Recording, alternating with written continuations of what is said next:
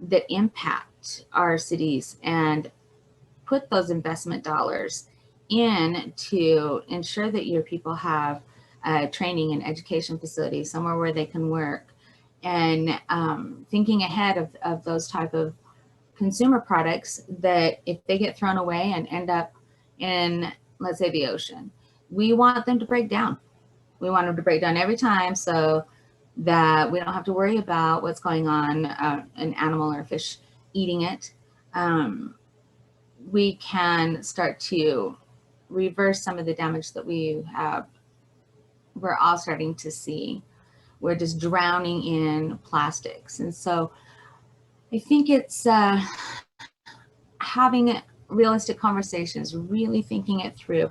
This hits your budgets in so many ways. If you want to create let's say you want to do wholesale boards and you want to utilize your HUD money or your housing money, you can literally create boards or bricks and build homes and provide those things for your people, as well as jobs and training and those type of things.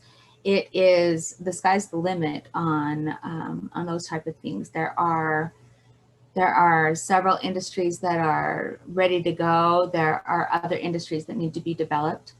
As I said, as a contractor, I can't just put whatever into a wall and have a banking system or an insurance company agree to provide resources against that, right? So it seems tedious, but we really do have to take the steps of creating the products and testing them, certifying them, to get them out there and to bring them to life, like I said, so that contractors can utilize them in their bids and in building projects. We can create our nursing homes and hospitals out of them. We can really create things that we can utilize wholesale on our own reservations and sell retail outside of our reservations. I mean, we can decide how we want to address it.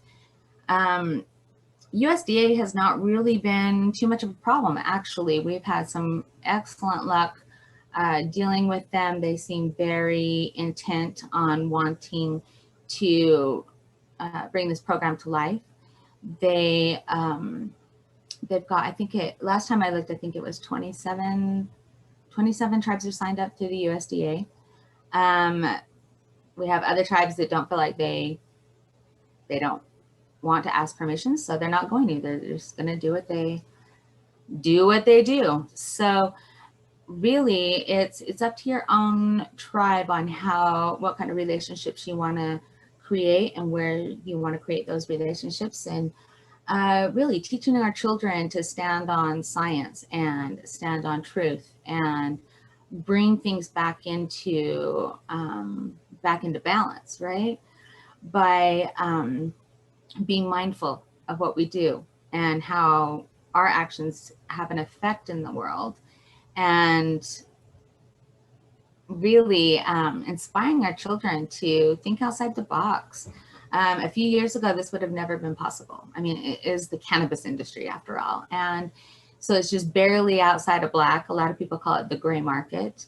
To me, this was the first market that was here in the United States, and they should return to what was working.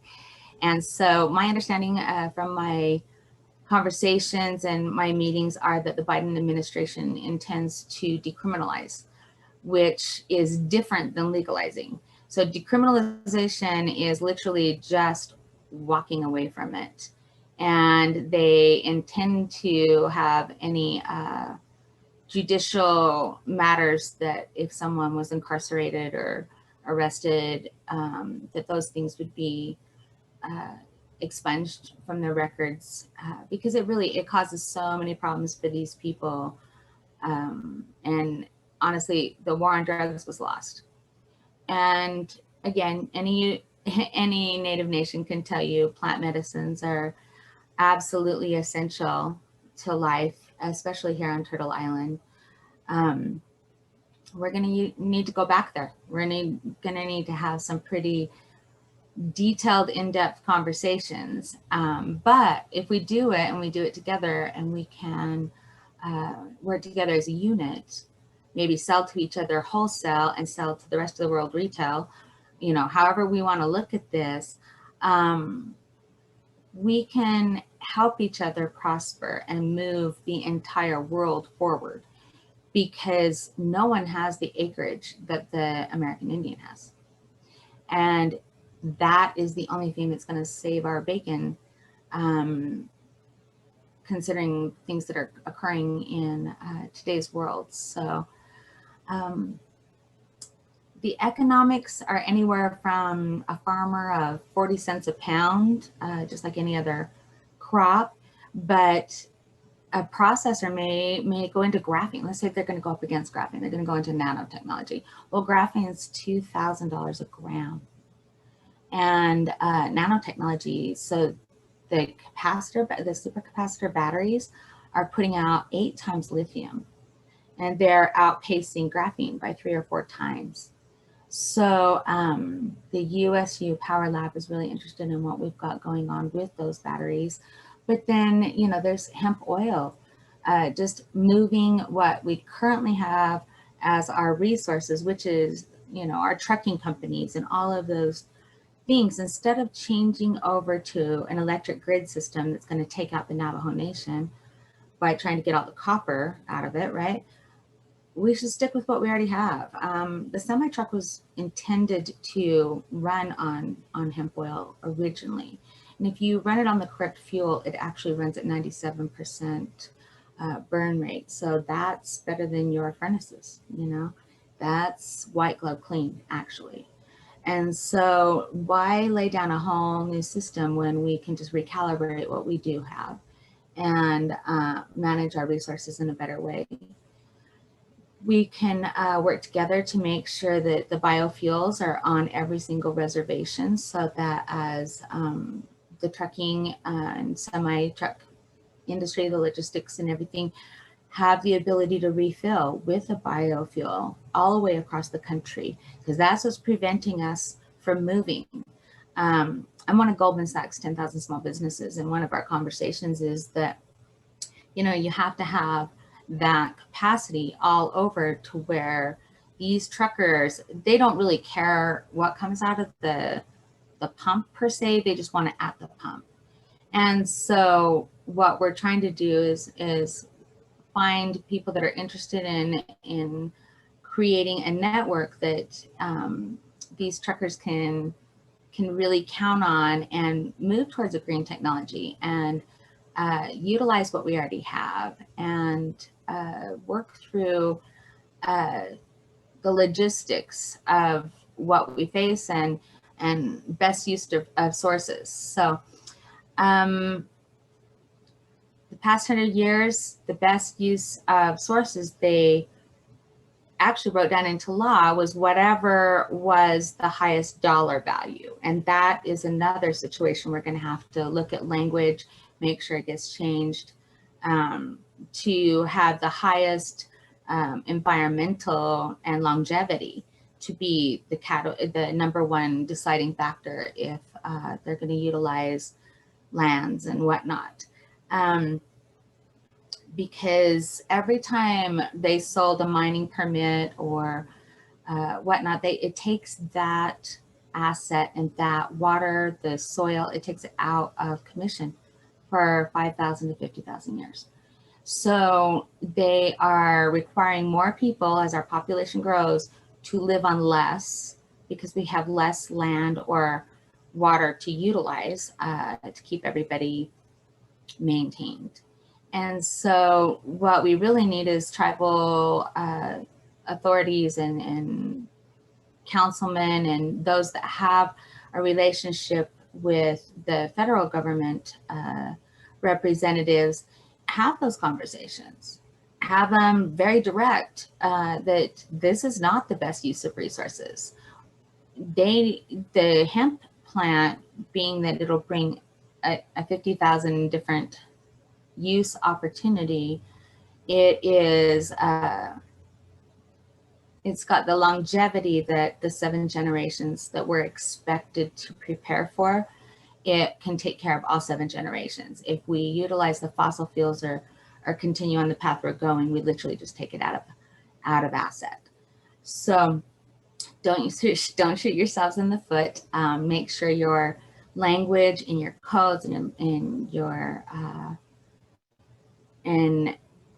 your codes and laws and those type of things are not ambiguous, that they're very direct and very clear, and remove language that creates barriers to your own successes. This really is an opportunity for all tribes to stand together in solidarity, in sovereignty, and like I said, create that volume and capacity to tell, all of our imports that we don't need them and that we can take care of ourselves. That keeps more dollars in our pockets. That keeps more dollars with our families. It makes a lot more sense than waiting for, let's say, like I brought up COVID and the supply chains. So the supply chains have just been decimated. A lot of us have been waiting on all kinds of different things. And that was a warning. And we need to get very realistic and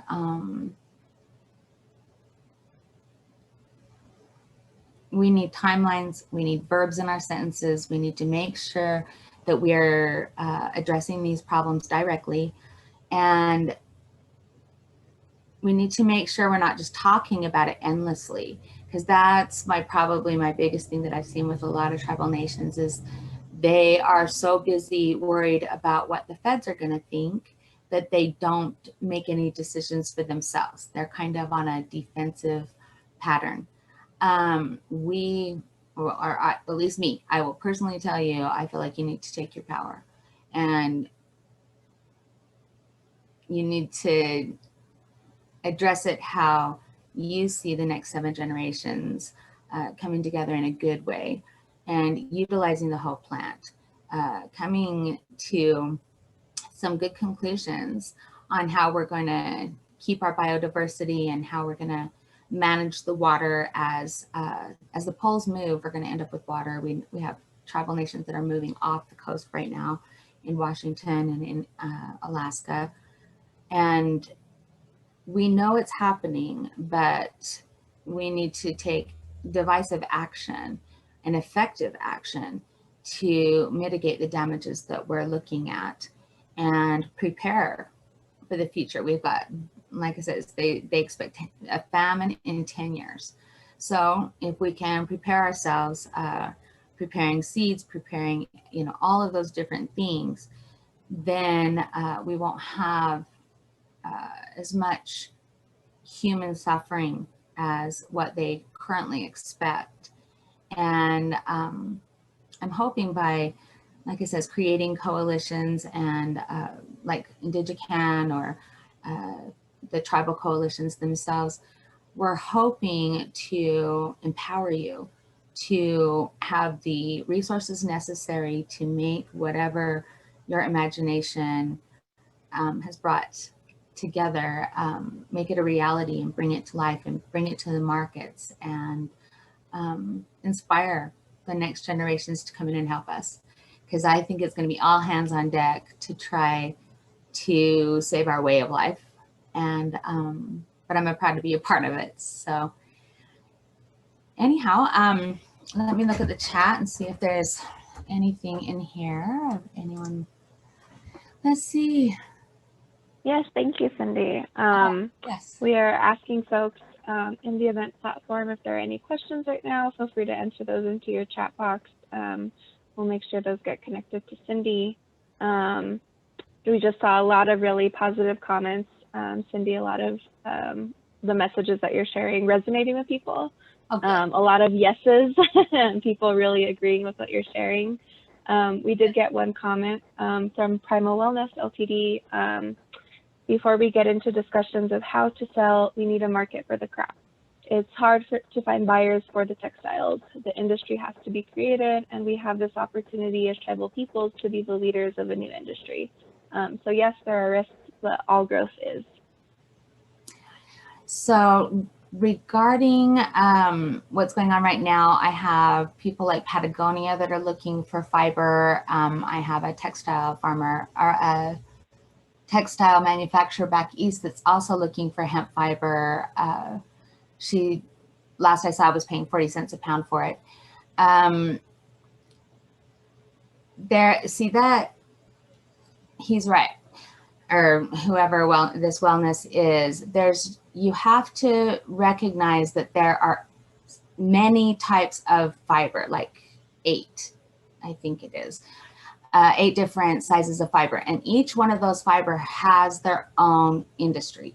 So you can't just order something off the eBay and think that's going to work out, because it won't.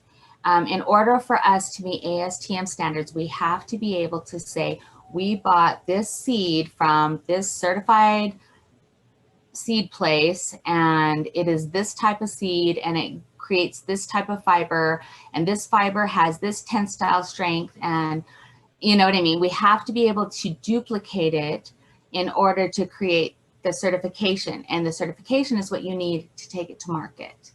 And so, there's, as I've seen in other sessions, an education that needs to occur.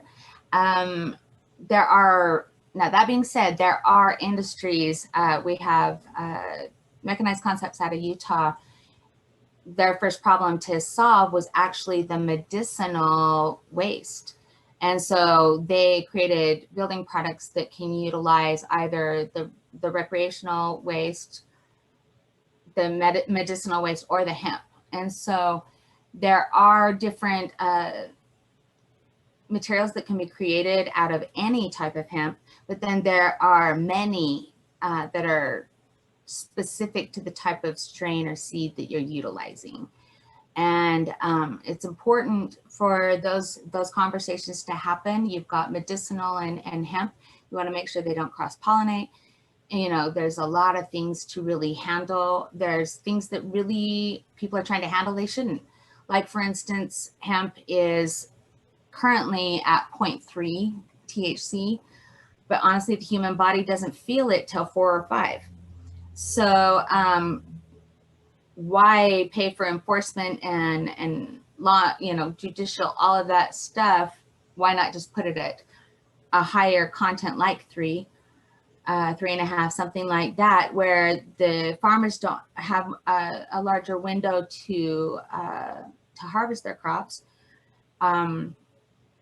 rather than leave such narrow windows, such as the 0.3 THC, because we need to stand with the medicine as well as the hemp plant. And it's hard to have these conversations, whereas they've kind of had a hand around the throat for a really long time.